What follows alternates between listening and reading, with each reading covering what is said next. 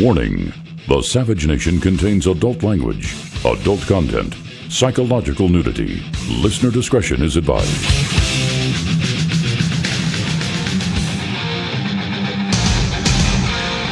And now, America's most exciting radio talk show, The Savage Nation, home of unprotected talk, borders, language, culture.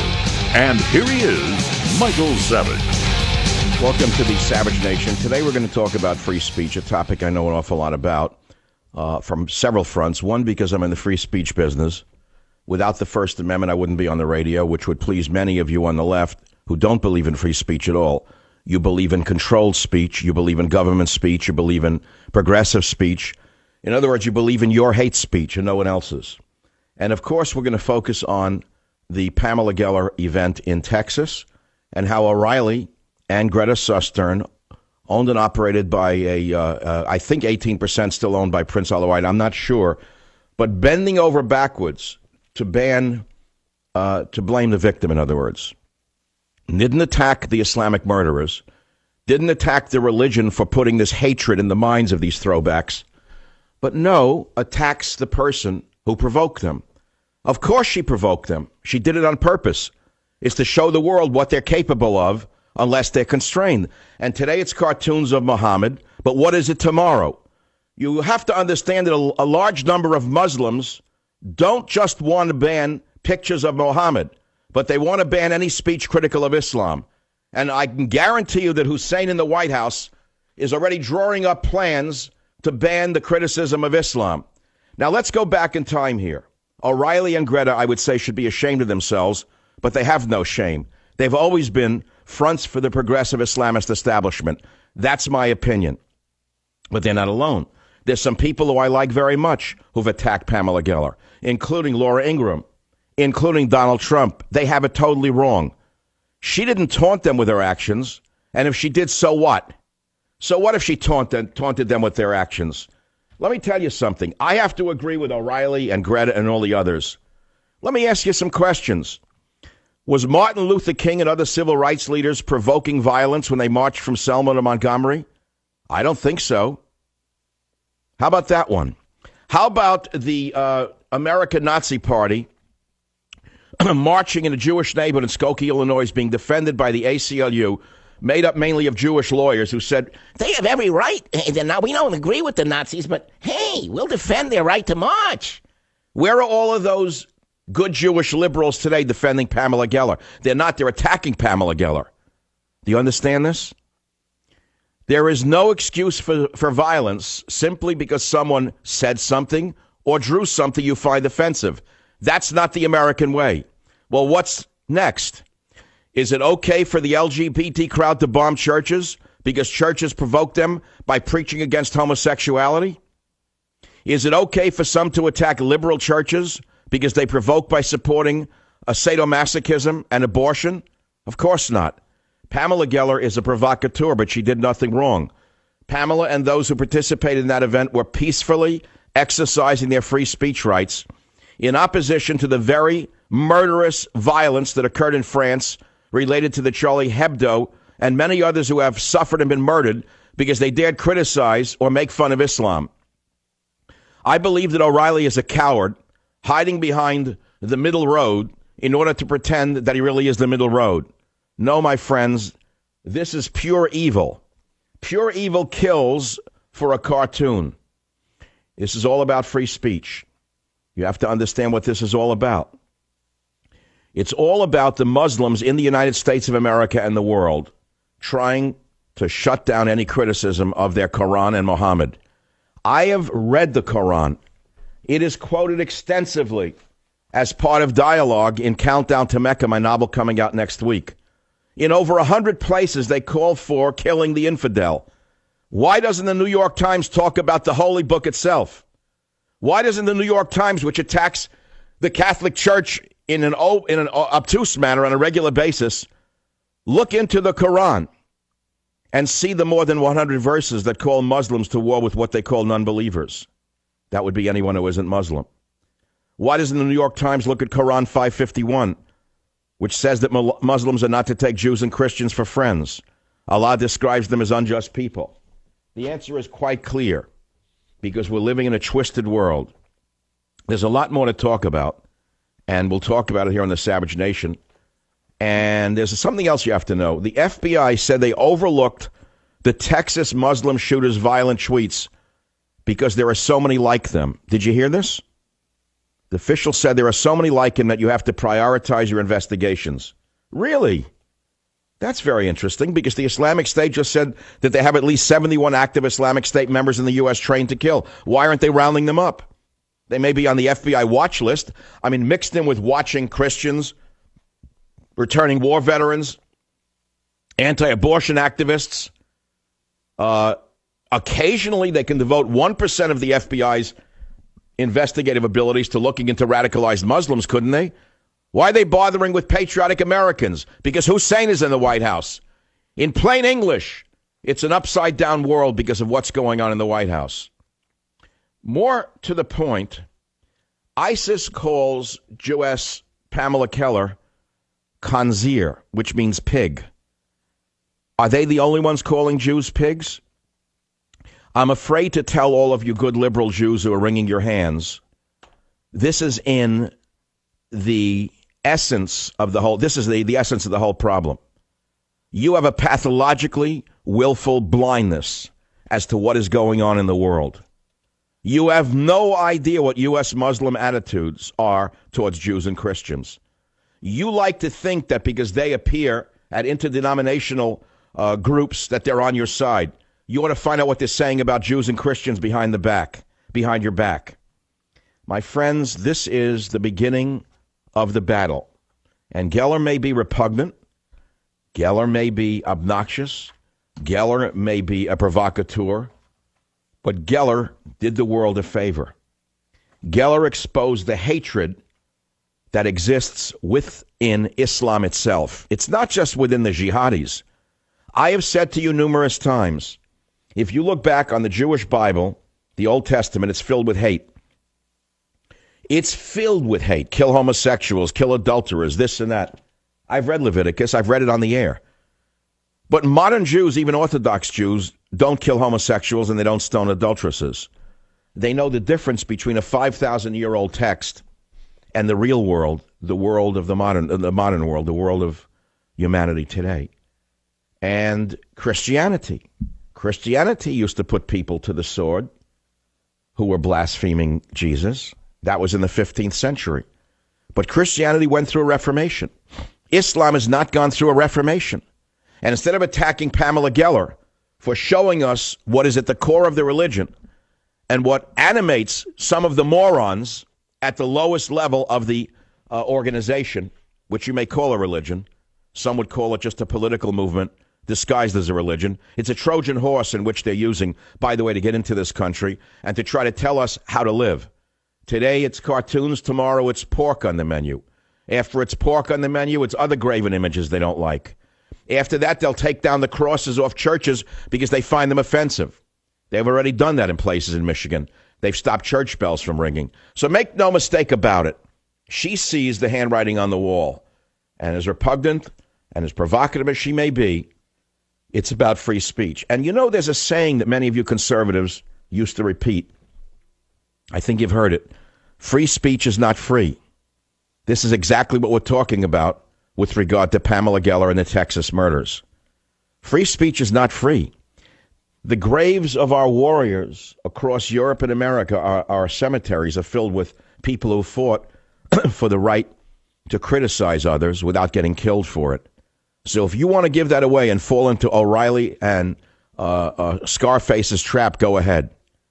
They had no right to they had every right to criticize her, but they got it wrong. So let's begin by playing the stupidity of O'Reilly the Leprechaun in clip number 1. By setting up a contest and awarding $10,000 for a depiction of the Prophet Muhammad, the American Freedom Defense Initiative spurred a violent incident. That wasn't smart, even though the group has its supporters. Bill, you know better than that. You know you're just appeasing your Muslim controllers. You know you're just appeasing your Muslim owners. You know what you're doing, Bill. You know very well, very, very well, that they didn't spur the violent attack. and you should be attacking the attackers, not the victim, Bill. But go on to clip 2, and you'll see why I've called him the leprechaun for 20 years now. And insulting the entire... and why Michael Savage is banned from Fox News. Listen to clip 2. Insulting the entire Muslim world is stupid. It does not advance the... Bill, insulting the First Amendment is what you're doing. That's even more stupid. Nor does that advance the cause of liberty, Bill. This is the lowest point in your career. We know about the loofah incident that was bought off. We know how you have skewed the truth for years and pretended to be a conservative in order to build your ratings. You're a very smart businessman with a master's degree, and you know very well what you're doing here. Listen to clip 2. Insulting the entire Muslim world is stupid. It does not advance the cause of liberty or get us any closer to defeating the savage jihad. You can't have may not have noticed, but some Muslim countries are now fighting ISIS and Al-Qaeda themselves. Jordan and Egypt, two of the most powerful. Irrelevant. You think it's a smart strategy to insult the Muslim countries of Jordan and Egypt by besmirching their religious icon? You're whistling in the dark. You are full of it, Bill. You've never been a bigger leprechaun. Get the green suit and get the jester's cap, because you've just lost 50% of your audience. Now, we're going to talk about this because Pamela Geller, who is a provocateur and a little nuts, in my opinion, but probably the bravest woman in the United States of America right now, certainly needs to be listened to. She did this in order for you to see the hatred that exists under the surface of the Muslim community, not only here but around the world. The day after that, ISIS says they have agents all over America ready to strike. Why didn't the FBI get up and say to the American people, don't worry about it. You've given us trillions of dollars. We know who they are. We're going to arrest them tomorrow. We're going to preemptively arrest all of the sleeper cells because we've been tracking them for 10 years. And oh, by the way, did you know that they were tracking the shooter in Texas for almost 8 to 9 years? Why didn't they stop him when he bought his AK-47? Why didn't they stop him when he bought his bulletproof vest? Why did the FBI permit the jihadi to come to Texas and open fire with his automatic weapon? When you think about that one, I'm sure you'll have another opinion about who the victim is here. The victim is Pamela Geller. And for O'Reilly to do this is embarrassing. I'd expect this from Greta Van Susteren. She's always been a middle-of-the-road liberal. Ever since her surgery, I've seen it in her show. She pretends to be conservative. She intends to be balanced. She pretends to be objective. But Greta Van Susteren was always a liberal. And by the way, I think she's a member of the Scientology cult, if I'm not mistaken. Maybe someone ought to do a little show on Greta Van Susteren's association with Scientology instead of worrying about Tom Cruise. I'm more worried about the associations of people in the news media than actors who I never look to for any opinion whatsoever. And that's my opening. I'll be right back. Join the Savage Nation. Call now, 855-400-SAVAGE, 855-400-7282. Savage. My Savage Nation is sponsored by SwissAmerica.com, the only company I trust to protect my wealth with gold and silver. Call 800-BUYCOIN. Now, the group that did the insulting says it's entitled to profane Mohammed because in the Islamic religion, any kind of depiction of him is a sin. They say they can do that in America because of freedom of speech. Well, that's true. They have the right to do it here. But again, it's stupid. It accomplishes nothing. No, you're wrong, Bill. It accomplished an awful lot. It flushed out hateful terrorists and hateful liars in the media. It accomplished a great deal. It showed us which side you're on. It showed us that there are Muslims ready to kill over a cartoon. And it showed us who in the media is on the side of hate. And two Muslim fanatics, as we know, did the shooting. Pamela Geller didn't do the shooting. Two Muslim fanatics, identifying themselves as ISIS, have now attacked in America, right in our homeland. And how did Bill O'Reilly and Greta Van Susteren respond?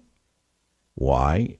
They and liberal journalists, because they are one and the same, deplored Geller's exercise of free speech and blamed the victims. Soon thereafter, ABC News described Geller's group as, quote, notorious for its anti-Islamic views. Notice they didn't say that the Islamists were notorious for killing.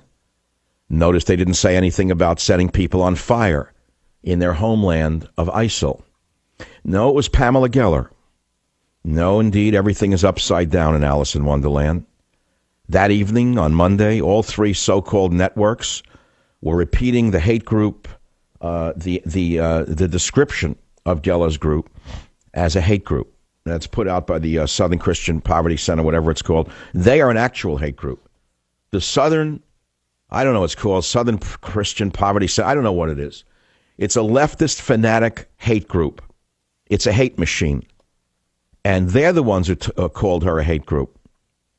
So you know the story, and you know what they did on MSNBC and CNN and elsewhere. They blamed Geller for causing or provoking the shooting. And NBC terrorism analyst Evan Coleman even claimed they were not holding a free speech event. Are you listening to this? They said this is not free speech. So Coleman now wants to define what speech is.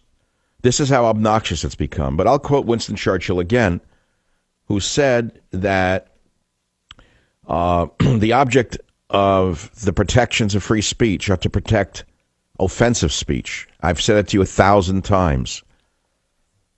Polite speech does not need the First Amendment. It's obnoxious and offensive speech for which the First Amendment was written. But as you well know, activists like O'Reilly and whatever her name is, Sustern, the Scientologist, and the others, don't understand the difference between real freedom of speech and safe freedom of speech. Do I have to remind you that the National Endowment for the Arts subsidized the maker of Piss Christ in the 1990s? Do you remember what the Brooklyn Museum did when they showed a dung-covered artwork on the Virgin Mary? And the man who was running the Brooklyn Museum giggled over it, saying that they're protected by the First Amendment. How about when the National Portrait Gallery promoted a video of a crucifix with ants crawling over the body of Christ? Was that freedom of speech? We were told it was. Well, there's room for that in America, but not in Muslim America. You see, they want to bring their backward world to your community. And with O'Reilly's help, they'll get it. Join the Savage Nation. Call now, 855-400-SAVAGE, 855-400-7282. Savage. Against the world has been a war of attrition, a war spanning millennium. It didn't start on 9/11. It started a long time ago. But because of multiculturalism, which was metastasized by Bill Clinton, who opened our borders in a way they were never intended to be open, the nation has been flooded with people who are, let us say, whose views are antithetical to the views of America. And they're refusing to join the melting pot. They want you to melt into their retrograde world. And if you think these two shooters in Texas are alone, you are more naive than Bill O'Reilly and Greta Sustern together. Here's a little story for you that just came up on PJ Media. Maybe you haven't heard it yet. Are you ready for this?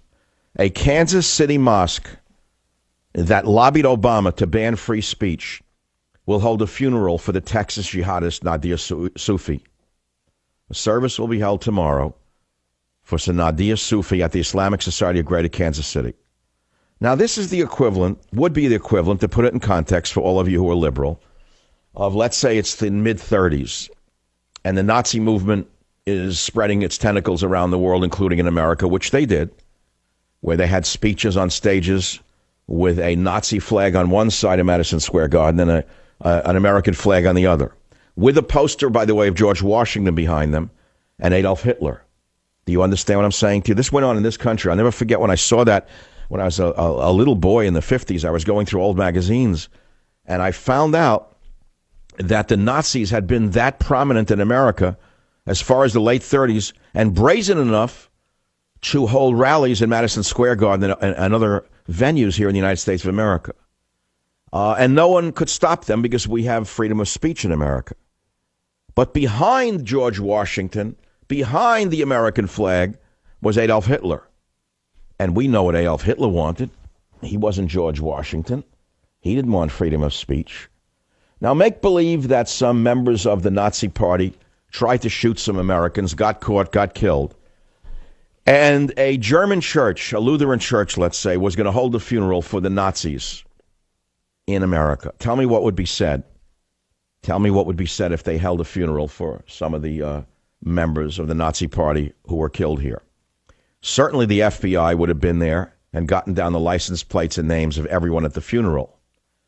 A Kansas City mosque that petitioned Barack Obama to ban free speech, defaming Islam in 2012, will hold a funeral for one of the two jihadists killed in a shootout Sunday outside a Dallas area convention center that was hosting a Draw Muhammad cartoon contest.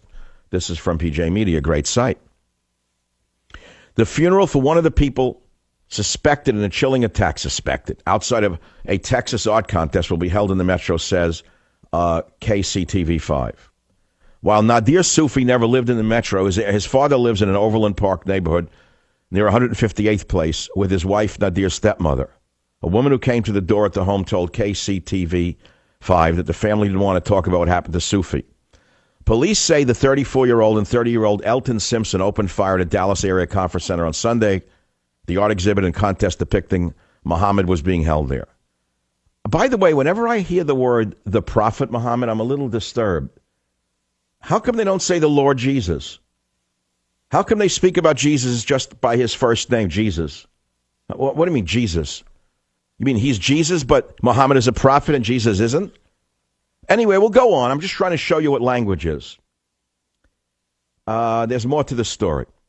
Back in September of 2012, this Islamic Center launched an online petition calling for Barack Hussein Obama to sponsor a bill limiting the free speech of American citizens by criminalizing insults to religion, namely their own religion, following international protest of the Innocence of Muslims video.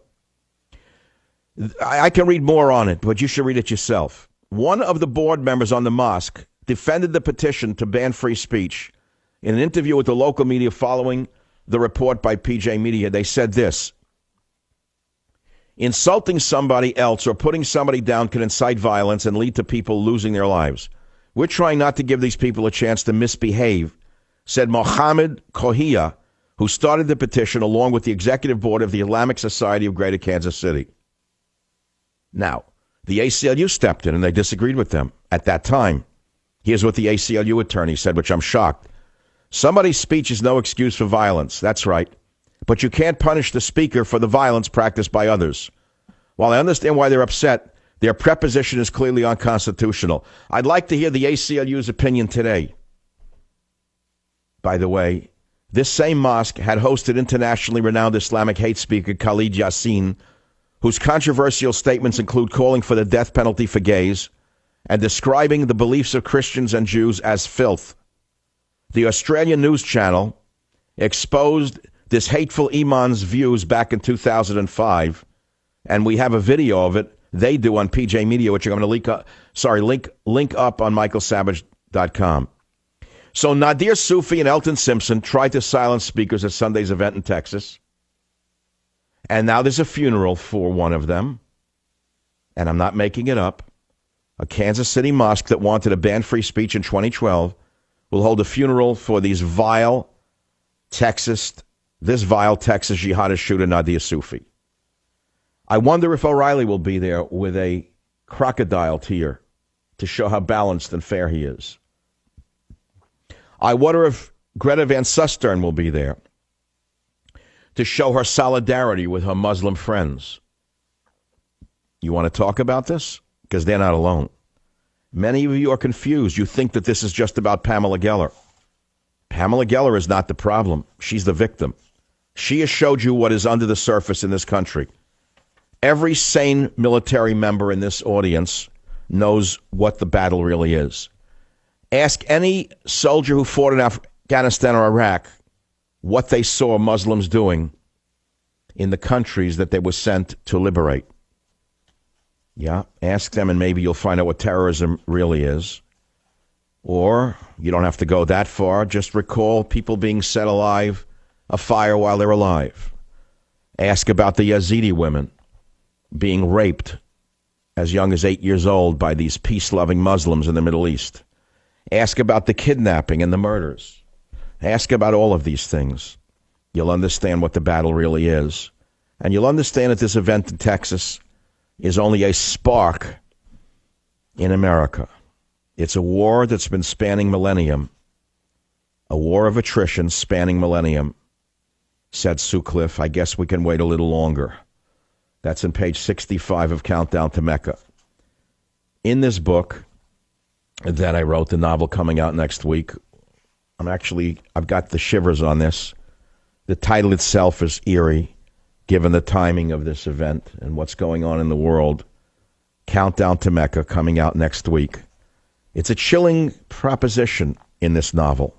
It's a great story, a lot of fun things in it, but it's very serious. And the generals who plan to destroy Mecca during the Hajj are very high-grade, fourth-generation, third-generation military men in America. And I have an imaginary dialogue of these military men saying, let's get them all at once. Let's get most of the fanatics all at once, or we're going to be dead within a certain number of years. Well, my hero, Jack Hatfield, gets wind of it in an obtuse manner, and he rushes to stop the plot. My book is about not hurting people at Mecca, by the way. Of course, you're not going to hear that. O'Reilly will hold up Countdown to Mecca and say the hate monger Michael Savage calls for blowing up Mecca. I'd expect nothing less from that hate monger. Or the Scientologist will hold up the book and claim the opposite of what my book actually talks about. That's if they ever mention it. I doubt it. They're clear Soviet journalists. In the Soviet system, they ignored you if they wanted to kill you, just like O'Reilly has done on Fox News. Make no mistake about it, O'Reilly has a track record of being rather fascistic, in my opinion. O'Reilly is behind the banning of the most important talk show host in American history, Michael Savage from Fox News. It doesn't hurt me. It disturbs me. It disturbs me that this man gets away with it. But maybe you'll find out now that I'm in very good company, and you'll understand who Fox News is really run by. But let's put Fox News aside. We have a real big battle here, and it's not with Fox News. The real big battle is with the middle-of-the-road individuals in America who don't really know what Islam is about. They don't know it at all. They've never gone through a reformation. But in my imaginary dialogue in Countdown to Mecca, I try to explain it to you. I describe what's in it. So I have the generals standing around a shooting range as they are lining up the conspiracy. And one looks at the other and says to them, I will cast terror into the hearts of those who disbelieve. And he says, therefore, strike off their heads and strike off every fingertip of them. Who said that? He looked into the face of each man. General Reynolds seemed to look back at him, but in fact his gaze wavered between the general's eyebrows and eyelashes. The Quran, sir, General Morton replied sharply. Verse 812, just one of the more than 100 verses that call Muslims to war with what they call non-believers. General Brooks said, and who do they call non-believers? Anyone who isn't Muslim, Reynolds interrupted. Quran 551 states that Muslims are not to take Jews and Christians for friends. Allah describes them as unjust people, close quote. General Brooks says quietly, the Quran invokes kill the infidel 120 times.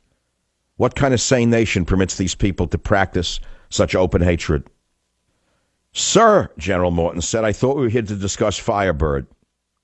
General Thomas Brooks, U.S. Strategic Command, lowered his Remington shotgun and fired a warning blast of scatter shot at Reynolds' foot. Reynolds' shins caught a few ricocheting pellets. That's in Countdown to Mecca. That's just a little taste of what's in there. You have to understand what went into this novel and why I wrote it. You should buy 10 copies and give them to your friends before it's too late. Now I'm going to take some of your calls on the Savage Nation to talk about free speech. Let's go to Barbara on WDRC Radio. Barbara, welcome to the program. What's on your mind? Pamela Geller is the canary in the coal mine. She's Paul Revere. She's a very courageous woman, and she makes me proud to be a woman. And there are not many women I can say today, at least in the political... Well, remember years ago I said the women will save America? Do you remember that quote? I don't know how long you've been listening to my show. Saying that, and you're absolutely right. She had the courage. If people in Washington had a third of the courage that she displayed, we would not be in this mess. And I'm so grateful for her standing up and doing this. I mean, to think that someone should be killed for drawing a picture. Yeah, I understand that. Let me send you a free copy of my novel, Countdown to Mecca. Yes, she is a brave woman. She is the real Martha Washington of our time. She has forced America to look squarely in the eye at what lies beneath the surface of the peace-loving individuals who pretend to be interdenominational while they are a minority in the community. WJR in Detroit. August, go ahead, please. You're on the Savage Nation. Hey, Michael, really appreciate it. Love the show. Just wanted to comment in Detroit, and by the way, WJR is very far-reaching. We're going to Canada, northern Michigan, southern Ohio, Indiana, etc. It's a big station, and you're on it. No, WJR is a blowtorch, flamethrower station. I'm very proud to be on it. I always wanted to be on it, and I wasn't on it until Cumulus syndicated me. It's a great, great signal. So what's your opinion, August? My opinion is this. It has a huge, in the greater Detroit metropolitan area, a huge Muslim community. Dearborn specifically has street signs, schools. It's all Muslim. All their thing. They own a lot of the stores. They talk their own language in the stores. I refuse to go into them. I will not do that. I go to that. Let's pause right there. They're allowed to speak in Arabic or Urdu. They can speak in Hindu. You can speak in Hebrew. You can speak in any language you want in America. That's not the issue. The same can be said about Chinese American communities. The signs are in Chinese, aren't they? I mean, you're not angry at the Chinese, are you? It's not about their language, is it? No, but you're an American. That's my point. Why? I understand, but they have a right not to speak English if they don't want. You don't have to speak English to get a welfare check. Okay, well, then I have a right. You can get the check. You can cash it in Urdu if you want. And I don't. I will not support that business. You can get a check in America now, even if you can't speak the language. By the way, do you remember a few weeks ago Muslims tried to, they burnt an American flag in Michigan? Do you remember that story? Yeah. Remember the Muslims were stamping on the American flag and burning it, and a female Air Force officer grabbed the flag from them, and those cowardly white cops arrested the woman, didn't arrest the Muslims who were stepping on the flag. They said it was free speech to burn the American flag. Do you remember that, August? This is my point. Well, wait a minute. They burnt the American flag. She didn't shoot him. She grabbed the American flag and put the fire out. Then they arrested her. We're living in an upside-down world because we have an upside-down leader in the United States of America. He's turned the world upside down. He's setting America on fire. I'll be back. Join the Savage Nation. Call now, 855-400-SAVAGE, 855-400-7282. Savage. Your Savage Nation is sponsored by SwissAmerica.com. It's the only company I trust for tangible assets, gold and silver. Call 800-BUY-COIN. We're talking about blaming the victim. We're talking about the upside-down universe of Bill O'Reilly, Greta Van Susteren, and people that I consider my friends who have it all wrong. No, Pamela Geller is not the problem. She's the solution. The real problem here is cowardice. The real problem here is how you don't even understand that it's about freedom of speech, not about freedom of speech according to some. Now, Geller's called everything, and they call her a hater or this and that, her group, a hate group. If you go to the Family Research Council on the Southern Poverty Law Center website, you'll see that they're listed as a hate group. That's right, because they oppose abortion. They're some of the sickest, most demented, Soros-funded people in America. You may not know this, but the Southern Poverty Law Center, which if I were the president, I would investigate immediately for hate crimes going back many years. The Southern Poverty Law Center encouraged violence against the Family Research Council. A shooter, a left-wing shooter, showed up to the Family Research Council and attacked him. And so, in my opinion, the Southern Poverty Law Center is responsible for having encouraged violence. That is, if you consider Geller guilty of violence. But only more so. So look into old Mars Deeds, Mr. Holier Than Thou, and his Al Sharpton-like SPLC, and you'll find out who the real hate groups are. Join the Savage Nation. Call now, 855-400-SAVAGE, 855-400-7282. Savage. Warning. The Savage Nation contains adult language, adult content, psychological nudity. Listener discretion is advised.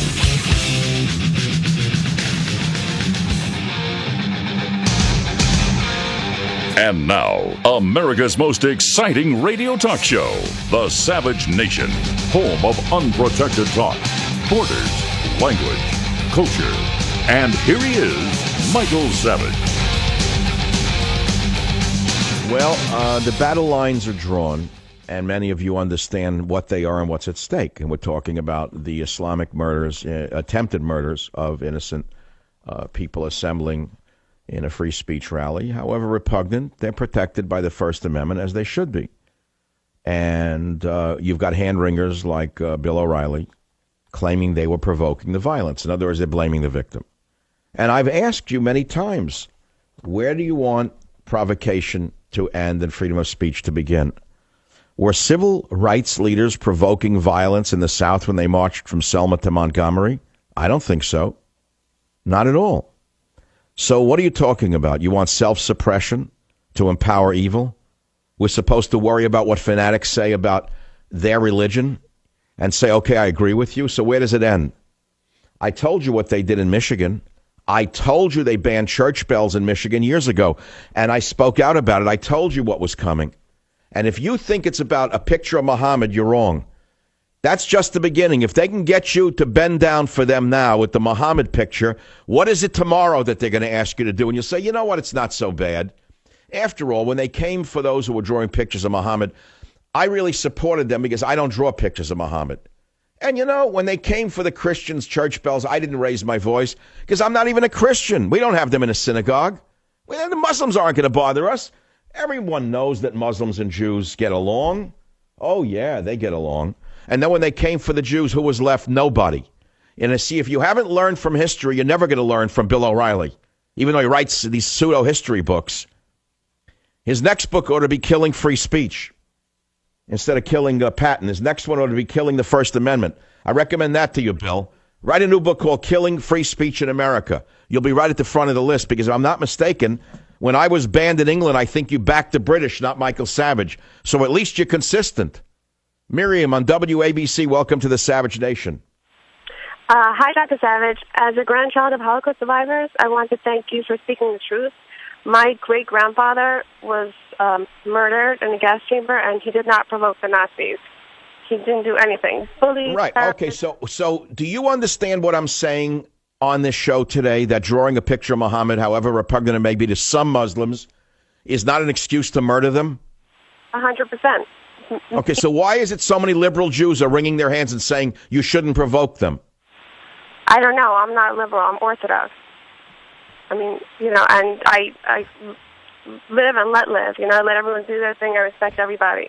So I can't speak for them, but I think that knowledge and wisdom is power, and that's why I want to thank you for empowering all of us. You know, I've been listening to the last few days, and great fan, and thanks for, you know, teaching us so much. I think a lot of people are just uneducated. I appreciate it, Miriam. I know that there's a large following in New York for my show amongst religious communities and non-religious communities. I don't know if you read secular books, but I'm going to send you a copy of Countdown to Mecca. It's kosher, I guarantee you. Your book, Countdown to Mecca. Yeah, no, I'm sending it to you. You don't have to worry about reading it. Now, let me go into the Quran, because you may not understand that Jews are called apes and pigs in the Quran. I'm not making it up. I wouldn't say it if it was not true. AndrewBostom.org is a man who has studied the Muslim problem for a long time, and he blogs. And here's what he says. He said, quote, "From Muhammad via the Quran across space and time, as promulgated today by Sunni Islam's 1,000-year-old leading teaching institution, Al-Azhar and ISIS alike, Jews are apes and pigs, is a sacralized theme repeated to incite their slaughter en masse or as individuals such as Pamela Geller. Would that Fox News' morally and factually bereft pundits understood this hideous reality," close quote. Did you hear this? So they're chastising Pamela Geller for provoking the Garland, Texas jihadist attack at a free speech event. Bill O'Reilly hit a new low, and he chirped in attacking Geller. He doesn't understand what's at stake, or if he does, well, shame on you, Bill. But if you read what many Muslims are reading every day and having put into their heads in mosques, you might be appalled, Bill. you might find what they think of Christians to be repugnant. And as far as I'm concerned, any religion that teaches such hatred is not a religion. I'm sorry. You can't use a Trojan horse method to destroy other people and hide behind freedom of religion. It's time for rational Muslim leaders to get together and talk about it. And in fact, some have done it. And again, it's the women within the Muslim religion who are doing it. I had that wonderful, did you hear what they did to that wonderful, brave Somali woman who went to, she's from Somalia, and she went to Denmark as an asylee. She cleaned factory floors as a plain, factory cleaner. She rose from that to becoming a member of the parliament in, I think it was Holland. I'm not sure what the country is, one of those Scandinavian area countries. She came here and she wrote a book. I think it was called Heretic. That was the name of her book. And she said that Islam needs to go through a reformation for it to not be at war with the rest of the world. I'm paraphrasing her. She was attacked viciously by those in the media who are now attacking Pamela Geller. Do you know that?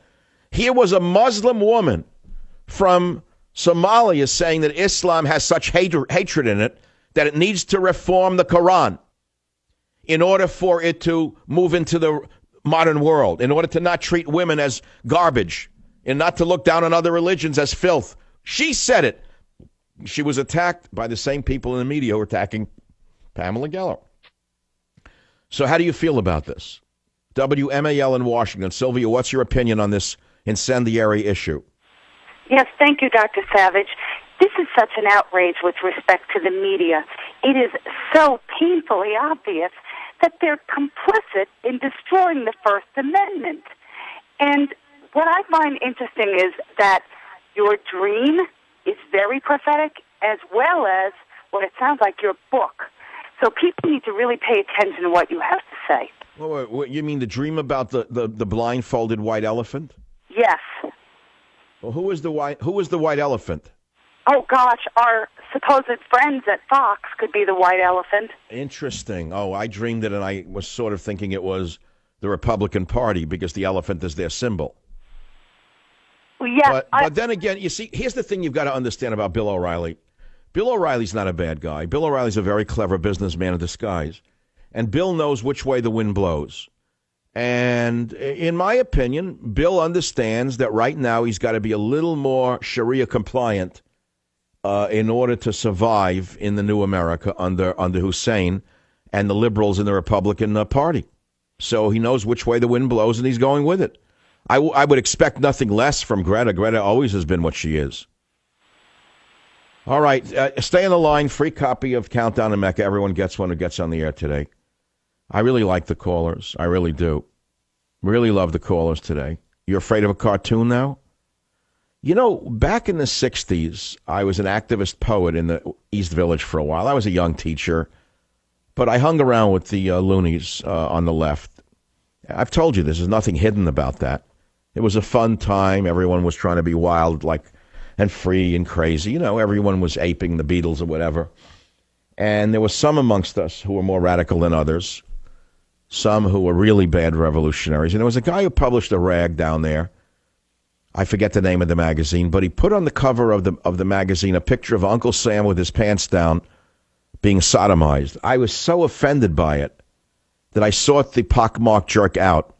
I think the pockmarked jerk is living somewhere in San Francisco on welfare or disability now, sitting in cafes talking to himself and a few other leftovers from the 60s.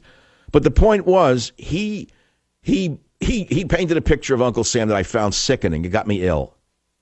But no one shot him with a machine. No one tried to kill him with a machine gun. In time, he was just ignored because he was just a provocateur. That's the American way. And you have the right to ignore people. Many people hate my show, so they don't listen to it. Many of it hate the show, so they do listen to it, hoping to catch me in a mistake. Well, they've been trying for 21 years. They haven't succeeded yet. All the George Soros-funded gangsters have not yet succeeded because I don't make mistakes. I know how to walk the tightrope. I'm the great Santini. But the fact of the matter is it's not about me. It's about freedom of speech, which is my middle name.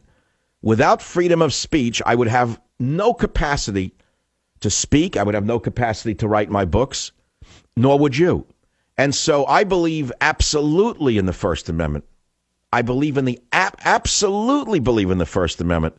In that regard, you have to understand that we are a pornographic-ridden nation because of the left. The left said in the famous case of pornography back in the 60s, what was his name? The guy shot in the groin by a God-fearing American who hated him for putting out a dirty magazine. Larry Flynt was shot in the groin by a man who hated pornography. Do you remember that? Well, Larry Flynt doubled down after he came out of the hospital and made fortune upon fortune putting out filth. You don't have to buy the filth. Of course, the filth is now in every corner store because of Larry Flynt, or I should say because of the lawyers or the lawyer for Larry Flynt who argued that pornography is not filthy. It's a matter of community standards. You remember that? And as a result of that, we have to live with it, and we do. No one goes and blows up porn stores. Nobody goes and shoots a porn clerk. Nobody goes and blows up a cable company that disseminates it. Either you watch it or you don't. That's what we have to tolerate in an open society. And many of us bite our lips, and we live with it. That's all. It's as simple as that.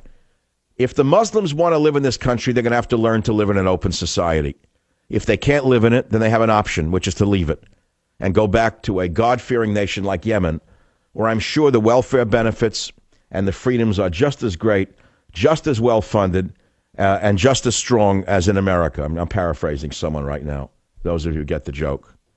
All right, I've spoken. Now it's time for you to speak. KSFO, David in San Francisco. KSFO, fire away. You're on the Savage Nation. Well, I just listening to you talk about Bill O'Reilly. I think you have original thoughts. Bill O'Reilly, I think he speaks without thinking out what is really going on. He's almost like a puppet in a way of something larger than him. And well, I don't know if Fox News or News Corp is still 18% owned by Prince Alawid. I think he sold those shares. You could have argued that while the Saudi prince, who was a minority stakeholder in News Corp, was involved, they never, ever, ever said anything negative about Islam. And they never said anything negative, by the way, to this day about, so far as I know, about immigration. Did you notice that about Fox News? Correct. That's because Boss Tweed, Rupert Murdoch, is in favor of Hillary Clinton. So far as I know, he's a Hillary guy. And also they're in favor of amnesty because they're part of the power structure, where cheap labor is king. So, yeah, there are forces upon them that are business related, as you say. But this is a no-brainer for Bill O'Reilly. He didn't have to take the side of the jihadists, but he did. I mean, what did he gain by this, David? Do you think his listenership is going to go up? No, not at all. I think he's actually looking for a job to replace Jon Stewart. I think that's where he belongs, is on Comedy Central. He started out in entertainment, didn't he? That's a great point. That is a great point. I mean, he knows there's more money in entertainment than there is in even news, so I think maybe he's just trying out to replace him on Comedy Central. Right, This was his tryout. David, I'm sending you a copy of my great novel, Countdown to Mecca. You'll see next week when everybody gets it and they read it how good it is, and that'll be it. But I want to go on to the next callers or two. We're going to play all the latest sound that I have. There are others who are supporting the jihadis in a soft way, not in a hard way. No one actually says the jihadis were right. But by attacking Pamela Geller as being the provocateur, they're fundamentally supporting the jihadis. It's that simple. I'll be right back. Join the Savage Nation. Call now, 855-400-SAVAGE, 855-400-7282. Savage. Hey, our Savage Nation is sponsored by SwissAmerica.com, the only company I trust for wealth insurance, gold and silver. Call 800-BUYCOIN. To the youth of this city, I will seek justice on your behalf. This is a moment. This is your moment. Let's ensure that we have peaceful and productive rallies that will develop structural and systemic changes for generations to come.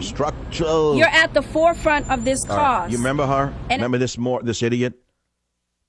This idiot, the Baltimore State Attorney, Marilyn Mosby. Remember how dumb she sounded reading the script written for her by boys with large eyeglasses with curly hair from the ACLU? Well, you're not Are you ready for this one? Paige Kreuter, formerly of Baltimore State Attorney's Office, actually says that Mosby may face criminal charges herself because of her sloppy work. And we're going to cover that in the next hour. She's saying that this incompetent moron, Mosby, said that the police made an illegal arrest of Freddie Gray because the knife that he was carrying was legal. But according to the Baltimore Sun, the police task force examined the knife and said the officers were indeed correct. The knife was spring-assisted and therefore prohibited. Now, if that turns out to be true, then this idiot Mosby, who made the, quote, illegal arrest of the police, could be charged under her own theory of false imprisonment. And she could be sued on top of it all, since she forfeited her immunity from civil action by doing the charging herself, not using one of her own attorneys. That's what's going on in Baltimore right now, and I want to cover that in the next hour. These poor cops have been crucified by an aggressive, highly political state attorney who wants to move up politically and be the next Michelle Obama. I said that when it happened. Turns out I was right. But now you'll see that it could turn out she could get charged with false arrest herself. And if we can raise enough money for the poor cops, maybe we can get a really good liberal First Amendment lawyer to defend them. One of the best out of Los Angeles or New York, one of the really bad ones. One of the kinds of First Amendment lawyers who you normally hate. If they could only take the case of these 6 cops as quickly as they would take that of an Islamist murderer, God, what a great world it would be. If we could only get one of those great loudmouth New York ACLU lawyers who are quick to defend jihadis, to defend these 6 cops in Baltimore, what a great circus it would become.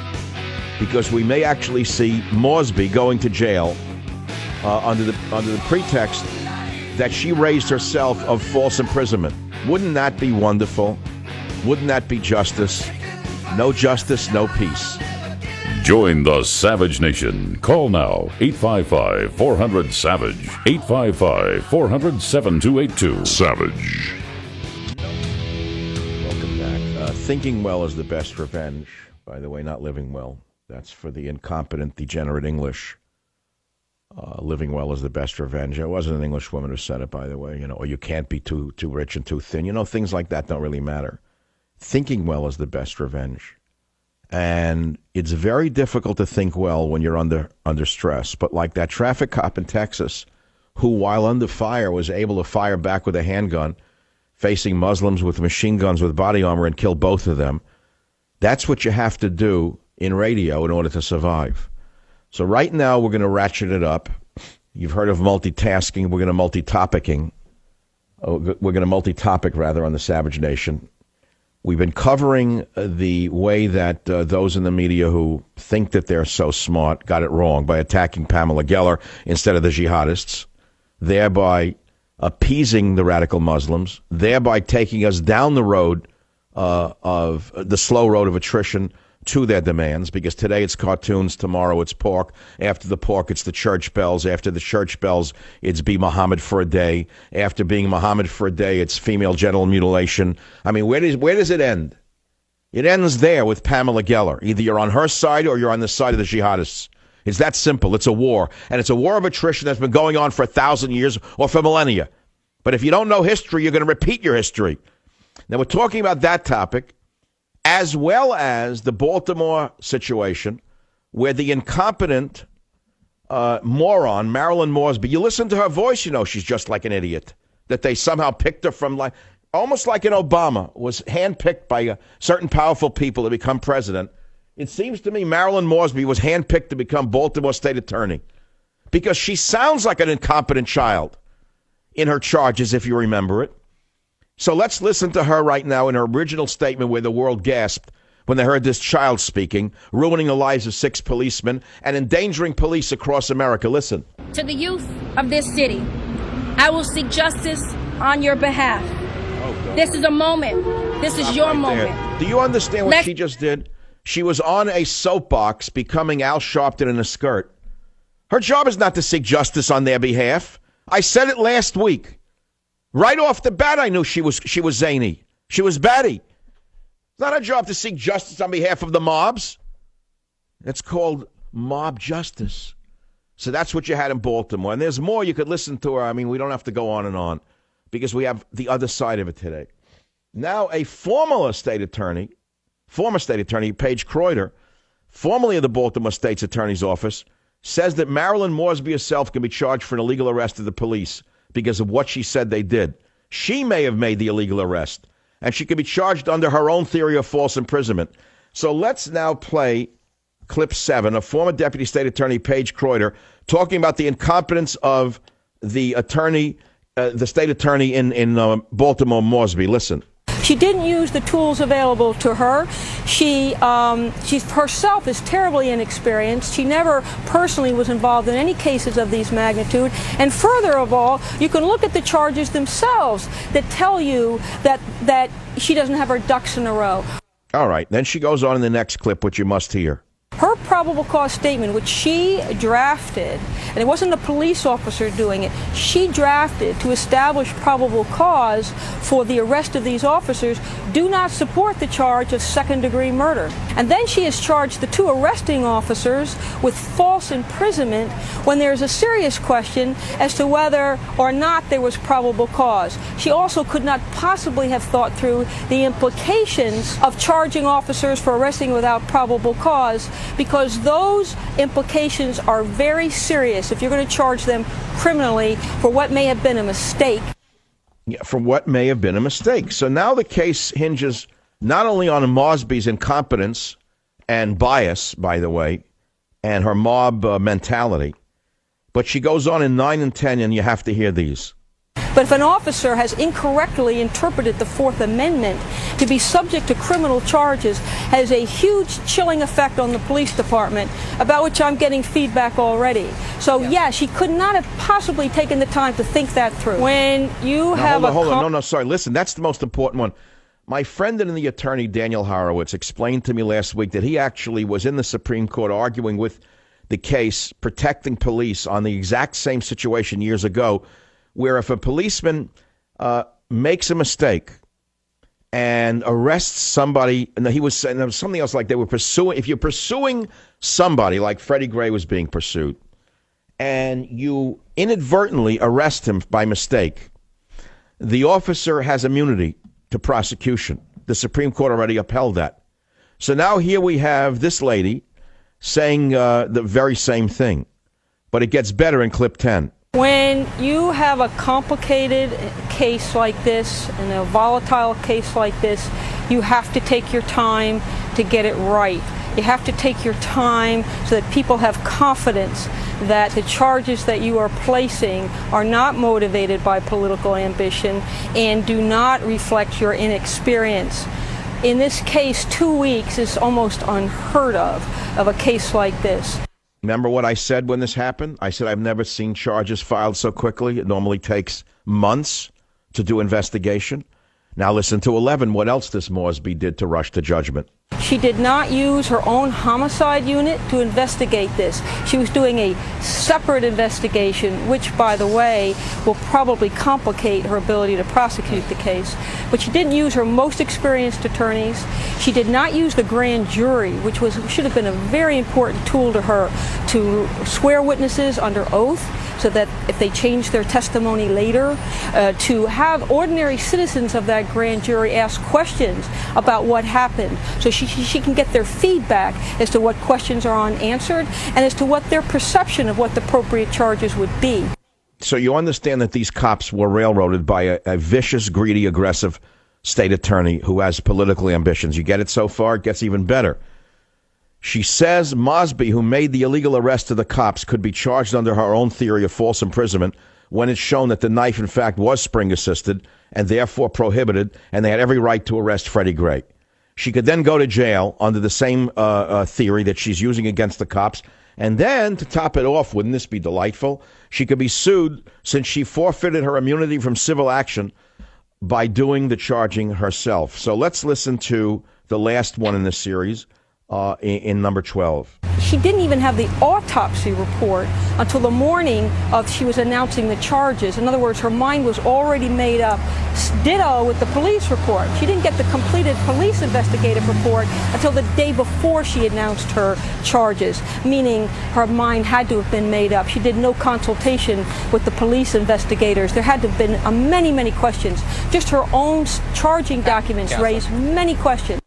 Now, who are we talking about? We're talking about the child state attorney who was handpicked by the power structure in Baltimore, who was so out of her league that it's apparent to anybody who listens to her. Let's listen to her again and tell me if you think this is the mind and the voice of a competent state attorney. Listen again. To the youth of this city, I will seek justice on your behalf. This is a moment. This is your moment. Let's ensure that we have peaceful and productive rallies that will develop structural and systemic changes can't even say the words. For generations to come. You're at the forefront of this cause. And as young people, our time the thugs are at the forefront of social justice. So she's one of the mob. She is representing the mob, not justice. You know, justice is supposed to be blind. You know that. You know the famous picture of Lady Justice with a blindfold on, with the scales of justice in her hand? This lady was not blindfolded. No. She blindfolded the cops and marched them off the plank. She made them walk the plank. So I think this prosecutor should be prosecuted for what she did. No matter what happens in that city from now on, I don't really care. Because if you cater to the mobs in Baltimore today and you cater to the Muslims in Texas yesterday, we have nothing left in America. These are the Alamo. These two cases together are like the Alamo in America. Either we fight back or we're finished. We may as well roll over and die. So let's go to the callers now on the Savage Nation. Let's go to Kurt on WBAP Radio in Dallas, Texas. Now on the Savage Nation. Go ahead, please, Kurt. Yeah, Doc Savage. I called about Pam Geller, but a quick comment on Mosby. She's in a lot of trouble. You know, she even filled out the arrest warrants incorrectly, and people got harassed at work. They weren't even that person. She got the middle initials wrong, the ages wrong. So she filled out false arrest warrants. So there's more on that. It's going to flush. Well, right. She rushed to judgment to crucify the 6 cops, 3 of whom are African-American, by the way. Right on. Now, Pam Geller, she's a hero in my mind. Bill O'Reilly and Greta are among many other capitulators and appeasers to radical Islam. Geller had her meeting at the Curtis Caldwell Center in Garland because it was a form of counter-protest to a meeting that occurred in January at the same place. It was sponsored by CARE, Muslim Brotherhood, and Imam Siraj Wahhaj, who was a supporter of the 93 World Trade Center bombing. It was a fundraiser for a giant mosque and Sharia law in the Dallas, Texas area. Now we have a Sharia court in Irving, Texas. There you go, Bill O'Reilly. I fleshed out your story for you. Good for you, Kurt. Well, let me flesh out a novel for you called Countdown to Mecca, which is coming out next week, but you'll get it before everybody else. Thank you for calling. That opens up another line. Let's go to the callers around America and talk about all these topics in a different way than we've been doing so. Let's say in a more generic sense. Lino on KKOH in Reno, Nevada. Lino, welcome to the program. What's on your mind? Yeah, Michael. Geller basically speaks where our moral leaders have gone silent. For instance, Pope Francis, who prayed in the Blue Mosque in Istanbul in November of this last year, I call it a collaboration. He's collaborating with the Muslims through the medium of dialogue. That's what's happening. I'm a trade. You got to understand, this Pope is Lenin's Pope. That's what I called him. That's how I define him. The man knows nothing about global warming, and he's now going to go and lecture the world about global warming? As I said before, the man is a leftist plant inside the Catholic Church. It's a shame to listen to him on so many issues. It's frightening. But he's not the issue right now. I wouldn't say that he capitulated to Islam. I would say that the Pope wants peace with Islam, which is a very noble thing for him to want, Lino. On the other hand, I don't believe that you can make peace with terrorists. I agree with you. Well, but, you know, even before this, we have John Paul II in May of 1999 kissing a Quran at the Qudum Mosque in Iraq. As I say, these are men of very high stature who want peace on earth, goodwill towards man, and that's their take on it, which is you don't antagonize people of other religions, you work with them. that is their prerogative, and they're right from their perspective and in their position. Pamela Geller is not the Pope, though. Pamela Geller is a provocateur, but she, in America, has a right to be as provocative as some of the filthy, dirty rat comedians that provoke America on a daily basis. You mean the drug addicts and the singers are not provoking America with their filth on a daily basis, hiding behind the First Amendment? No one machine guns them, do they? That's true. That's true. Don't the acts of many of these rap artists offend everybody in America? Nobody says they should be killed. Nobody supports anyone who hates them. You just don't buy their filthy records, that's all. That's true. That's absolutely all right, well, of course it's true. But no one said it yet. Well, now you just heard it. So, you listen to some of these filthy comedians. You turn on HBO or Showtime. You never see anyone who's a patriotic individual who happens to be funny on there. Never. Yeah, I'm talking about me. I have a great sense of humor. I could fill an audience with 2,000-3,000 people in a theater in San Francisco and have it filmed. Have you ever seen it on Showtime? No. You have one sick, self-hating comedian, so-called, or comedian, whatever, after another, hating themselves, putting down their own religion, spewing hatred towards Christianity, spewing hatred towards the family, spewing hatred towards straight people. It's offensive. It's disgusting. So you don't watch it. You just scan through the channel. That's how it's done in this multicultural cesspool that we all live in. And if these wonderful visitors from another land can't live in this world, well, the world's not going to change. There's an old adage. When in Rome, do as the Romans do. Well, we are the Romans, and if you don't like it, you go back to the hellhole you came from. It's that simple. 855-400-7282. God, it's 11 minutes to the hour already. I don't know how that happened. I guess time flies when you're having none. I'll be right back. Join the Savage Nation. Call now, 855-400-SAVAGE, 855-400-7282. Savage. My Savage Nation is sponsored by SwissAmerica.com. It's the only company I trust to protect my wealth. Call 800-BUY-COIN. We're talking about those who would kill free speech because they find certain things that are being said about Islam, in this case, offensive. We're talking about a vicious, politically, let us say, ambitious attorney in Baltimore crucifying 6 police for her own political ends. And if you want to look at free speech for a moment, I'll conclude this hour with the following.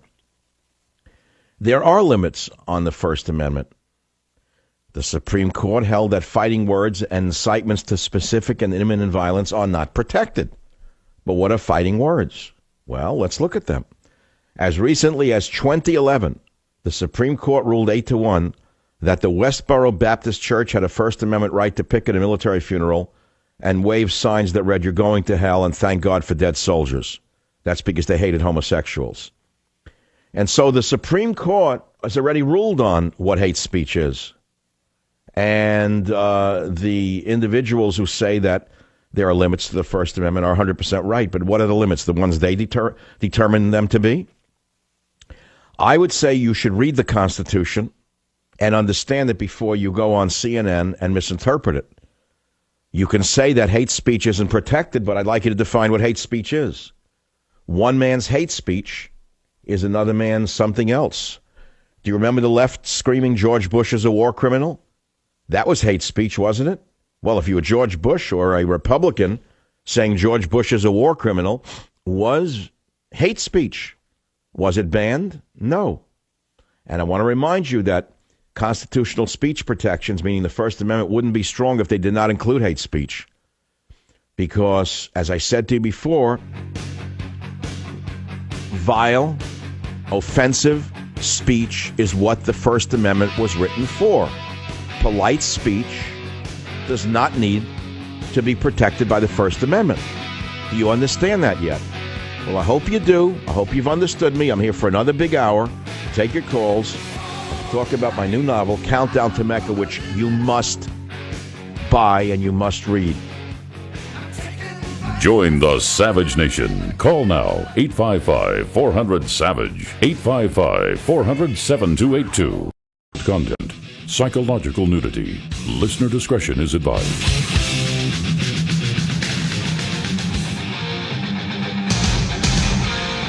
And now, America's most exciting radio talk show, The Savage Nation, home of unprotected talk, borders, language, culture. And here he is, Michael Savage. Now, the group that did the insulting says it's entitled to profane Mohammed because in the Islamic religion, any kind of depiction of him is a sin. They say they can do that in America because of freedom of speech. Well, that's true. They have the right to do it here. But again, it's stupid. It accomplishes nothing. It showed us that O'Reilly is the leprechaun. And it showed us that there are people on Fox who are not leprechauns. It also showed us that we're in a war that has been going on for millennia of Muslims against every other country they've ever lived in, where they don't do as they do in Rome, but try to have the Romans do as they do. And today it's cartoons of Muhammad. Tomorrow it's pork in the schools. Then it's church bells or crosses or female genital mutilation. You name it. No, that's not how we behave in a pluralistic society. And again, it's offensive. For sure it's offensive. It would be offensive to draw pictures of Jesus in a derogatory manner, but I don't think Christians would show up with AK-47s and try to execute individuals who would do that. In fact, I know that they wouldn't do that because the left has been defaming Jesus for as long as I can walk. As long as I've been walking, Jesus has been mocked by Hollywood. I can go all the way back to the 60s of movies that were made to defame Jesus. Christians didn't burn the movie theaters down.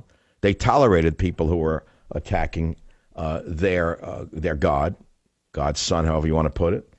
And Jews have been subject to ridicule ever since I've been a child, and they live with it. They just go there on their way. And they use the police to protect them from the more violent extremists in the country, as the Muslims should do. But I don't see a cartoon as being particularly violent, incidentally. I think it's far more violent, for example, to kill your daughter if she marries an infidel, which happens in America on a little too often.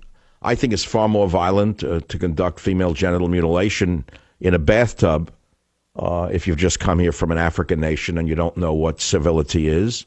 Than it is to draw a cartoon. But I don't see people breaking in with machine guns to stop people from doing such things, even though it's illegal. So you get the picture. Yeah, there are limits to free speech, as I just said to you. I know what they are. But if you want to go to the Supreme Court, then go to the Supreme Court, because as near as 2011, they upheld the Westboro Baptist Church's right to march with repugnant signs, putting down soldiers at funerals, saying that we got what we deserve because of the homosexuals in America. That's what they were doing. Horrible, disgusting. The guy was out of control provocateur, whoever he was. I think he died. But again, Christians didn't fight back. Soldiers didn't come out with machine guns. They hated him. But in America, you don't kill people for offending you. That is, unless you want to have a two-tiered system. You know what I'm saying? So that's one topic. The other topic is Baltimore, where the inexperienced, politically aggressive state attorney rushed to judgment, crucified 6 cops, 3 of whom were African-American, on false charges. And we found a tape of a state attorney, a former one, a legitimate one with a real degree from a real school, who says she made every mistake in the book and the case is never going to hold up, number one. But number 2, she herself may go to prison or could be arrested or charged with false arrest for what she's done to the 6 police.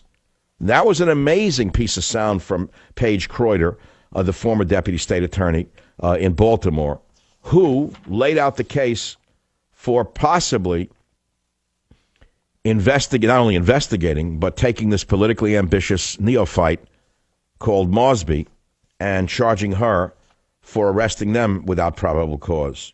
You hear this? And very serious stuff going on in America today, and we can talk about it. We still have freedom of speech, don't we? Now, some may find talk radio offensive. You know that. Let's go back to the issue of freedom of speech. Many Americans find talk radio offensive.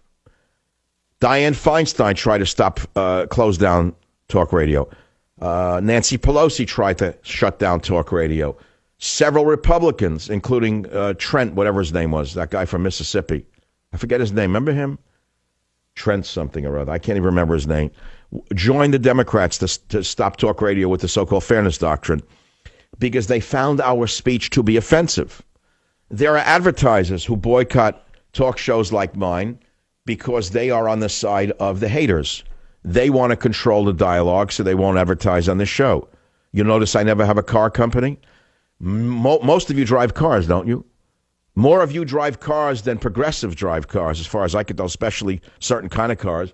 And yet there's no car company in the world that's allowed to advertise on this show because they boycott the show. They're practicing a form of Sharia law against me. That's a whole other story. So I understand what boycotts are, and I understand how the world works. And that's how it's done in a civilized society. And sometimes you don't like the results of it. It's not fair. But you don't kill anyone for speech in our country, or you will be arrested and go to jail, or worse yet, if you try it in Texas, a traffic cop might blow your brains out. See, luckily it didn't occur in Pennsylvania or in New York. Had this event been held in New York City, you know what would have happened? The cops probably wouldn't have been able to even defend Pamela Geller. They've been so deballed by Mario, whatever his name is, de Blasio. I forget what his real name is anyway. I think it's Goethe or Goebbels. I don't know what it is. Some German name. He converted it to Blasio to appeal to Italian voters in a district. No, that's the absolute truth. But de Blasio, the Sandinista-loving mayor, has so intimidated the police in New York City, as have the cops in Baltimore, that they can't even defend people anymore, let alone themselves. They're getting shot on a regular basis. So civil society is melting down under Barack Obama and the leftists who have seized control of the country. And so we, the people, now have to stand up for Pamela Geller, no matter how repugnant her act may be. I don't think it's so repugnant to draw a cartoon of Muhammad, by the way. I mean, I've seen more repugnant cartoons than those depicting Muhammad in any way, incidentally. I mean, let's talk about a depiction of Muhammad. He doesn't even exist anymore. Where does he live? I don't know. What cartoon is offensive of anything? Tell me an offensive cartoon. So why is a picture of a prophet of the Muslim religion different in the visual form than any other image? How about burning the American flag?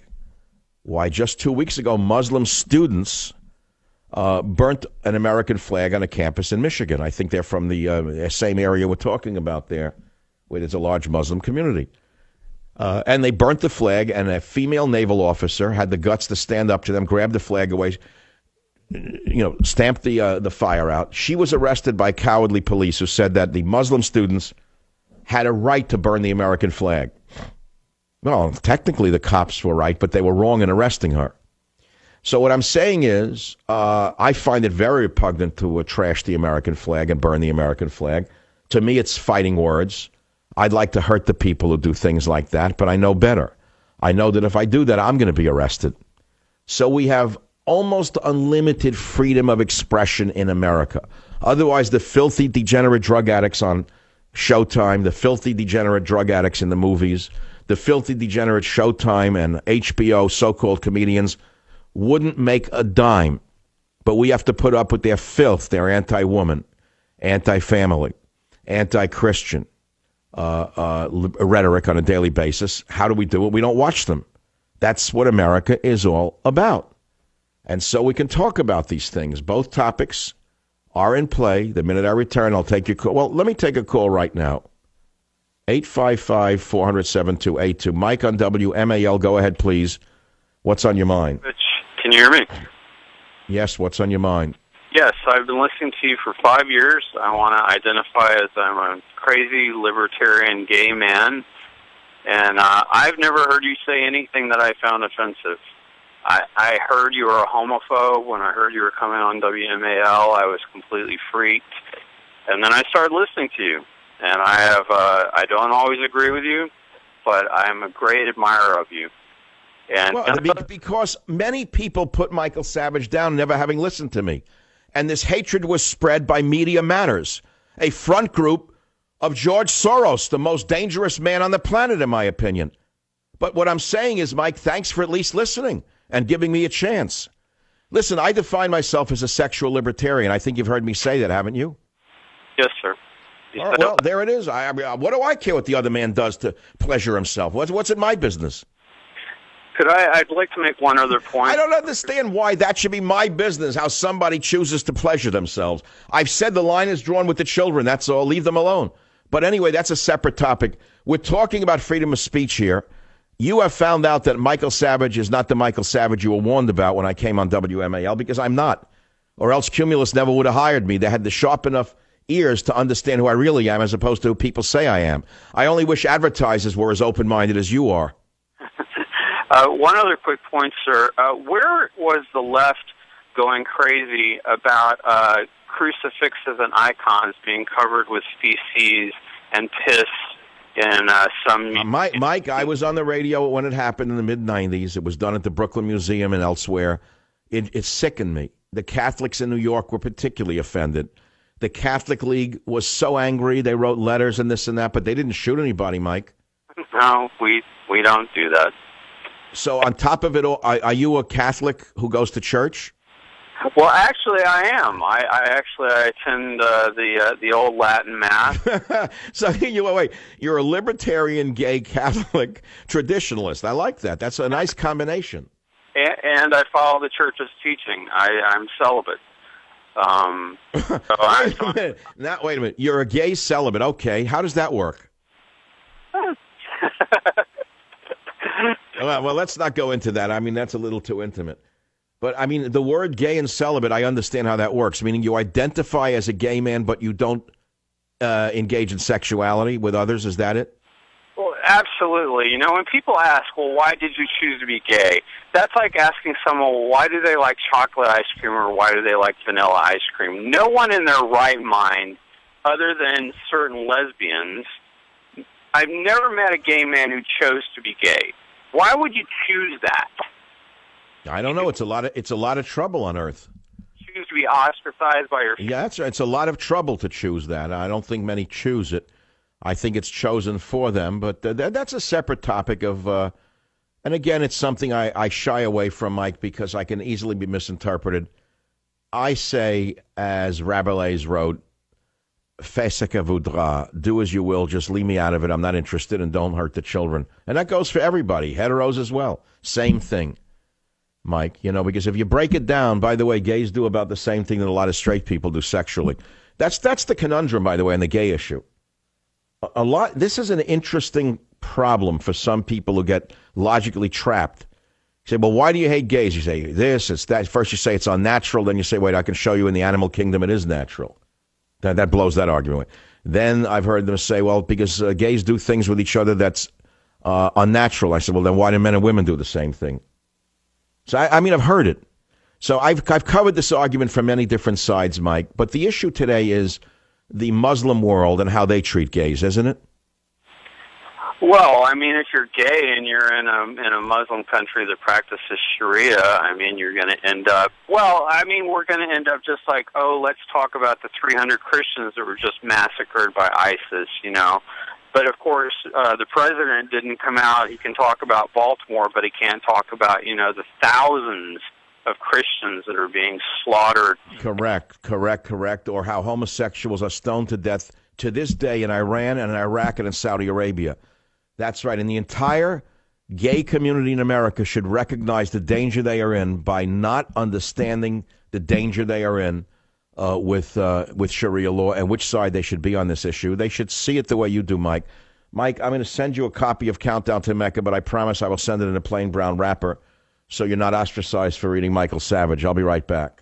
Join the Savage Nation. Call now, 855-400-SAVAGE, 855-400-7282. Savage. My Savage Nation is sponsored by SwissAmerica.com, the only company I trust to protect my wealth with gold and silver. Call 800-BUYCOIN. You talk about the economy. You take a look at a building in Manhattan on Fifth Avenue that Carlos Slim owns. He's selling it for $80 million. Gorgeous Beaux-Arts mansion across from the Met. He paid $44 million for it in 2010, and people thought he was insane. $44 million for this mansion in New York City in 2010. No one thought it would ever go higher.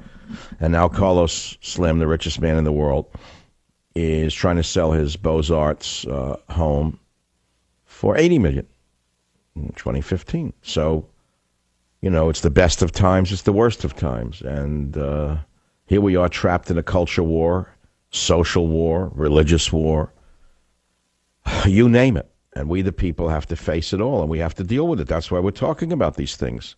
And somehow we have to go on. We have to eat our food, take our vitamins, do our exercise, brush our teeth, get a certain number of hours of sleep, and try to maintain, a certain degree of composure in the midst of all of this with no help from the government at all, other than to provoke people and to never be there when we need them. Sylvie on KKOH in Reno, Nevada. Welcome to the Savage Nation. What's on your mind? Thank you. I was just calling about Pamela Geller. I think she deserves a medal. She is so courageous. But I think a lot of this anger, I really feel, is also because she is Jewish, and they find this is another way to put her down because of her religion. Well, I don't believe that's true. The Muslims for sure don't like Jews. That's in their Quran. Now, there may be some modern Muslims who don't think that way, just as there are modern Christians who, think for themselves. I understand that. I have a Muslim acquaintance who owns a restaurant in San Francisco, the nicest guy you could ever meet. His name is Mo. When you hear the word Mo, it means Muhammad, by the way. You don't know where the word Mo comes from. Nice guy. He's about as religious as most fallen Catholics or Jews are. He doesn't walk around with a Quran, hating everyone. And he joked with me. He said, we have a saying in the Muslim community that when the Jews fast, the Muslims starve, which is very funny because he's a restaurant owner. You know what I'm saying? So, yeah, in that case, maybe. But I don't think Bill O'Reilly's attacking Pamela Geller because she's Jewish. I don't think Donald Trump is attacking Pamela Geller because she's Jewish. So I don't think your argument holds water with regard to the media people. I think it holds water with regard to the fanatics on the religious side. You know what I'm saying? Greta, she was practically spitting. She was so emotional. Greta is a hateful individual. All the surgery in the world can't hide that hatred. I wouldn't say it's the Scientologist in her because, Tom Cruise doesn't look like he's that twisted. But I used to call her Scarface for a reason. Her soul is scarred by something. Well, you think she doesn't like it because of her religion? Join the Savage Nation. Call now, 855-400-SAVAGE, 855-400-7282. Savage. First Amendment absolutist. I live on it. I find many things that others say repugnant, but I check myself because I realize many people find what I say repugnant, no matter what I say.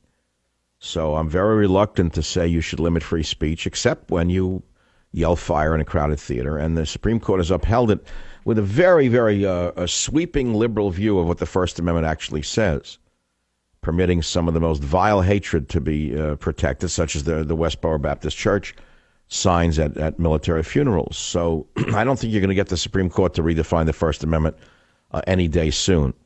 And yet you have individuals on Fox News, such as Bill the Leprechaun O'Reilly and Greta the blank Van Susteren, attacking Pamela Geller, and she does it very cleverly. She wraps herself in the police. Susteren says the cartoon event endangered police, which is utter nonsense. They were hired to protect her. You know that, Greta. You're doing it just to try to have it both ways. But that's classic of your hateful speech. Listen to 05. Those insisting they were defending the First Amendment were knowingly putting others' lives on the line. The police. Everyone knew this event would unglue some who might become violent. And the police had no choice but to do their jobs and be there to protect against violence. The police are like that. They do their jobs. But was it fair to the police to knowingly put them at risk by this unnecessary provocation? I say no. We're lucky no police officer lost his or her life. Who's writing this garbage for Fox News now? Who did they get as a writer? This person wouldn't even pass muster as a comedy writer on Comedy Central. They paid something like $10,000 for private security at the event. What are you talking about? Of course there was some police outside. But there's also a lot of private security. In fact, if I'm not mistaken, the traffic cop was private security, off-duty, and he's the one who shot the Muslims with machine guns. He didn't have to do the job. You know that, Greta. Come on. I mean, some would say you put people at Fox News at risk with your forked tongue. And you put police at risk in New York City because the leftists hate you. The leftists would like to close down. Listen to this. The leftists hate Fox News. They'd like to close down Fox News. They hate it. They consider it a fascist outlet, which it is not. It's a very fair outlet, very middle of the road, does a wonderful job by and large. But for her to argue in this specious manner that the event in Texas endangered police officers is ludicrous. Crazy. KSFO Radio. Brian, welcome to the Savage Nation. Hi. I wanted to talk about the difference between freedom of speech and freedom of expression. that you covered earlier. You know, where go ahead. Make your point. Go ahead, please. Well, say a graffiti artist is expressing himself, but he's not free to do that. What do you mean he's not free to do that? He's defacing private property. Correct. But where do you draw the line between expression and speech? You don't. It's one and the same. Okay. I think you're confused. You're trying to say that a graffiti artist is not free to practice his art as a graffiti artist because he's defacing things, but it's not the same as drawing a picture of Muhammad on a piece of paper that you own. In other words, if you own a piece of paper or a piece of cardboard and you deface the cardboard in some way, or you draw graffiti or draw a picture of Muhammad, it's your property that you're using, aren't you? Yeah, I understand. Okay. Whereas if a guy called a graffiti artist uses a can of spray paint and spray paints someone's home, that's different. It's not their property. Or spray painting a bus or a train in a train yard, Brian, that's different, isn't it? I agree completely. All right. So I hope that I've helped you understand that. I'm going to send you a book that explains the war you are in, whether you want to be in it or not. It's been going on for millennia. And the book is called Countdown to Mecca, my new novel, which will be out next week. That'll come out to you any day now. 855-400-7282. Let me read you a paragraph from it. It has nothing to do with what we're talking about, the generals. Here you go. When you can't change what's been done, you embrace it. You work on it from up close. This is dialogue. Page 93, Countdown to Mecca. When you can't change what's been done, you embrace it. You work on it from up close. Who had the most successful attempt at killing Hitler? Not the French resistance, not Allied bombers, the men closest to him. We've come too far to go off the rails now. Just a few more days and it will be all over. The truth is no one can stop it now. Not your whore, not the reporter, so we keep him close. We keep Schoenberg close by keeping him wanting to see me. That's one paragraph in my incredible novel, Countdown to Mecca, which should win a Nobel Prize. It's so good. And the dialogue says a lot. Who had the most successful attempt at killing Hitler? Not the French resistance who hated him, not the Allied bombers who tried to kill him, but the Nazis who were closest to him. You get the picture? So the dialogue in my novel is at the highest possible level. And it's very entertaining. And I think you ought to read it. It's that simple.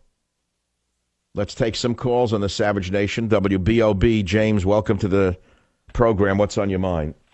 Well, you were talking about the Greta Van Susteren and Bill O'Reilly. I'm partial to Fox News, but it's getting to me like it's the left. It's you know.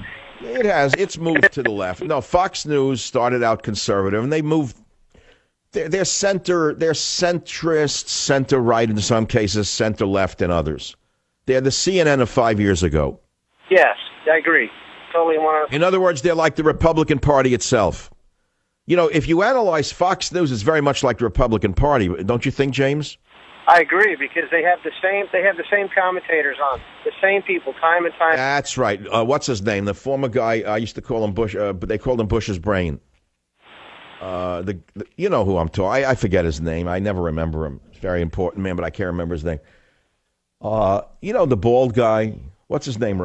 Karl Rove. Bush's brain, right? Right. Okay. So, I mean, who's Obama's brain? There's certainly someone behind Obama, isn't there? Yes, definitely. Thank you for the call. I'm sorry I didn't give him a book, but thank you for the call. KVOR Radio. Monty, welcome to the program. What's on your mind? Yes, sir. I have something very, very interesting to tell you. It's the testimony of a soldier when we were fully involved in Iraq. And as he tells me this story, the tears stream down his face. It goes like this. He says, we were on patrol, and I'm in charge. He says, I'm an E5 of a patrol, and we come around a corner, and there's a big field. And he says, this is a demonstration of the so-called love of the Muslim religion. He said there was a man who led his daughter out into a field. He says, in our horror, he drenched her with gasoline and set her on fire. I told the men, wait here, guys. He says he ran out in the field. He put one bullet in her head to put her out of her misery, and he yelled, "Hey, you!" And he said, I put it on fully automatic, and he says, I gave him a burst. He says, I was judge, jury, and executioner. He says, this was not a part of war, but he says, that's what I have nightmares, not about the horrible things where guys... And what was this soldier arrested by the government for killing the father? Oh, no. Oh, you better not tell his name on the air, because the next thing you know, the fascists in the military will hunt them down. Oh, no, I do not have any intention of doing that. Do you know how many Marines I have helped financially who were falsely accused when Bush was president? At least 5. I helped get them off, get their sentences reduced and whatnot. There's been a war against our Marines. Didn't start with Obama. It started with Bush. You know that, don't you? That's pathetic, and he's supposed to be... You know. Well, I'm just saying it's one and the same. It's a kind of a monster right now, Monty. Yes, we understand that there are many cases of so-called, what do they call that, honor killings? The Muslims call that honor killings. And he set his daughter on fire. Why? Because she slept with a non-Muslim or something like that? Well, they don't know what they don't know why. Yeah. Well, that's the religion of peace as practiced by these barbarians. We certainly don't say that all Muslims do that. We know it's not true. You know? We know that by the king of Jordan, who was at war with the more extremist elements of Islam. You know that, Monty. People are just... And that's because the king of Jordan is a Western-educated man who understands the difference between a holy book written thousands of years ago and reality. And what he does, he modifies the holy book. He can be a very fine Muslim and not be an absolutist about the Quran, as are Orthodox Jews, Monty. Yes, sir. I mean, they read the Bible. They don't stone homosexuals or adulterers. They know the difference. They have common sense, and they live in the modern world. 855-407-2882. Monty gets a copy of Countdown to Mecca, as will all of the callers who has a chance to get on the show. KSFO Radio, San Francisco. Justin, you're up. Go ahead, please. Dr. Savage, how are you? Hey, my point is this. Do I not have a right to dislike something? Or are they going to dictate what I'm allowed to like and not like? I'll give you an example. I am a Christian, and I do take offense to, this urinating on the cross, defecating on Mary and stuff, but I'm not grabbing my guns and going out to shoot somebody. It is their right to express that. Do I like it? No, but I'm responsible for what I do within the law. So I'm not going to... Well, teach that to Bill O'Reilly. Teach that to Greta Van Susteren. They will listen. They may learn from this dialogue going on in America. I don't think that CARE is going to learn anything. I don't think that the Islamic Society of America is going to learn from this discussion we're having on the show. I pretty much know where they're coming from and what they want to happen in this country. But we'd hope that Bill O'Reilly would say, I was wrong. Pamela Geller is not the problem. She's the victim. Maybe he'll apologize. I don't know. I agree. I think all those people should be listening to your show, frankly, and learn a few things. Well, they listen off and on. They listen, but they make believe I don't exist. This is how it's done in the Soviet Union. Justin, a free copy of Countdown to Mecca goes out to you. Marianne, WJR Radio. You're on the Savage Nation. What's on your mind? Well, on TV2, on the news, just right after the shooting in Texas, as you well know, Dearborn, where Ford built his empire, is now full of Muslims.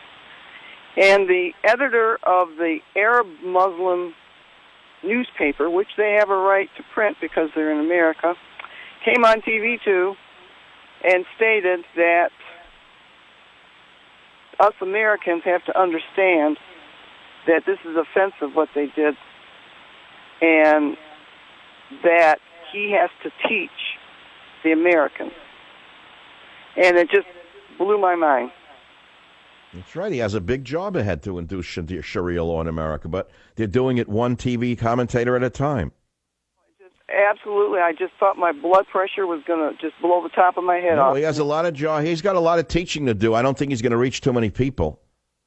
He certainly reached Bill O'Reilly. He's taught him how to be a gelding. He's reached liberals. They already were gelded. But he hasn't yet understood that the traffic cop who blew the brains out of the jihadists speaks for more Americans with his bullets than does Bill O'Reilly with his words. scares me that this is their. No, don't be scared. Just go buy it. Just go protect yourself. Well, they came over here. They're treating us like we have to teach the Americans that this is. That's right. Well, that's their attitude. They're very arrogant. They're very hostile. I know the group you're talking about. Extremely racist, by the way. Probably one of the most racist groups I've ever seen on the planet. They hate everybody but their own kind. It's well established. Just read their holy book and see how often they praise any other religion. And all right, Marianne, you got a free copy of Countdown to Mecca coming out. 855-400-7282 is the phone number. Let's go to the issue in Baltimore, okay?